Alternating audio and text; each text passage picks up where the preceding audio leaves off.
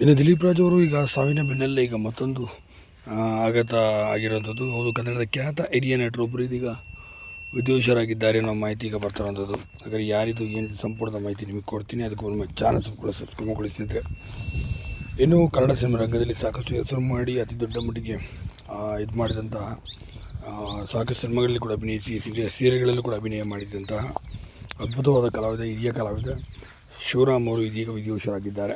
ಹೌದು, ಮುಂಜಾನೆ 4:15 ಸುಮಾರಲ್ಲಿ ಕೊನೆ ಸೆಳೆದಿದ್ದಾರೆ ನಮ್ಮ ಮಾಹಿತಿ ಇರೋಂಥದ್ದು.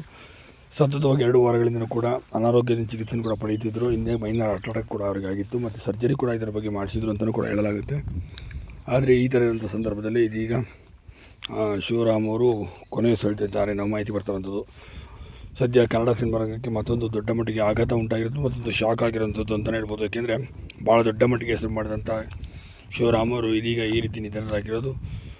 ಸದ್ಯ 86 ವರ್ಷ ವಯಸ್ಸಾಗಿತ್ತು. ವಯಸ್ಸಾದ ಕಾಲದಿಂದ ಕೂಡ ಅವರು ಬಳಲ್ತಿದ್ರು ಅನ್ನೋ ಮಾಹಿತಿ ಬರ್ತಾರಂಥದ್ದು. ಹೌದು, ಹೀಗಾಗಿ ಶಿವರಾಮ್ ಅವರ ಆತ್ಮಕ್ಕೆ ಶಾಂತಿ ದೊರಕಲಿ ಅಂತ